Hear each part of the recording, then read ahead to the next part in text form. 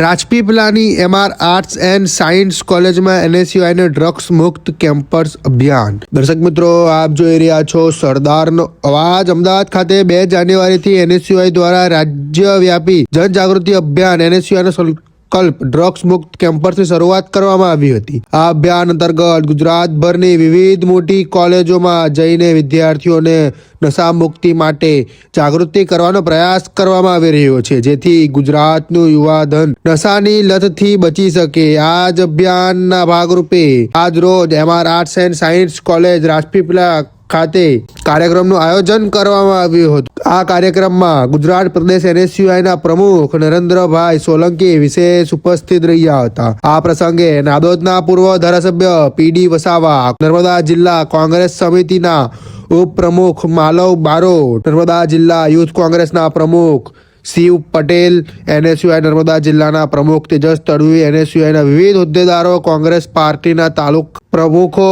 અને તેમજ મોટી સંખ્યામાં વિદ્યાર્થી મિત્રો હાજર રહ્યા હતા। કાર્યક્રમ દરમિયાન વક્તાઓએ વિદ્યાર્થીઓને સંબોધતા જણાવ્યું કે નશા જેવી આદતો યુવાધનના ભવિષ્યને અંધકારમાં ધકેલી રહી છે અને આવા સમયમાં ડ્રગ્સ મુક્ત કેમ્પસ જેવી પહેલ ખૂબ જ આવશ્યક છે।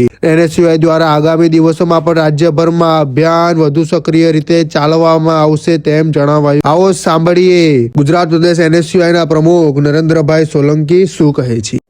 ખાસ કરીને જે ગુજરાતમાં નશાખોરીનું પ્રમાણ વધતું જાય છે, ત્યારે ગુજરાત NSUI દ્વારા 2026ના શરૂઆતમાં એક સંકલ્પ કરવામાં આવ્યો હતો કે NSUI નો સંકલ્પ ડ્રગ્સ મુક્ત કેમ્પસ, અને આમનું લોન્ચિંગ એ 2 જાન્યુઆરીના રોજ ઠાકોરભાઈ દેસાઈ હોલ ખાતે 1500 થી વધારે ડ્રગ્સ વોરિયર્સની ઉપસ્થિતિમાં કરવામાં આવ્યું હતું।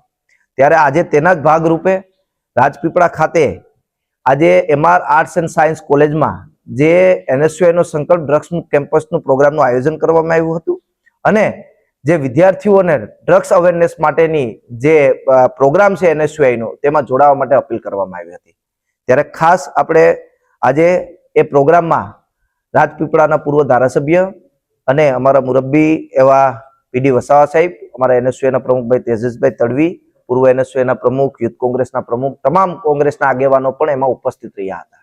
NSUI નો ઉદ્દેશ્ય છે કે જે આ વિદ્યાર્થીઓને અત્યારે ટાર્ગેટ કરવામાં આવી રહ્યા છે ડ્રગ્સ માફિયાઓ દ્વારા, તે બંધ થવું જોઈએ અને મારું કેમ્પસ એ ડ્રગ્સ ફ્રી કેમ્પસ થવું જોઈએ। તે જ પ્રણ સાથે આજે આ 95મું NSUI નું કેમ્પસ છે, અને જે 200 કેમ્પસની વાત છે, તો આવનારા દિવસોમાં બાકીના કેમ્પસોમાં પણ NSUI દ્વારા સમગ્ર ગુજરાતમાં આ NSUI નો સંકલ્પ એ તમામ કેમ્પસોમાં લઈ જવામાં આવશે।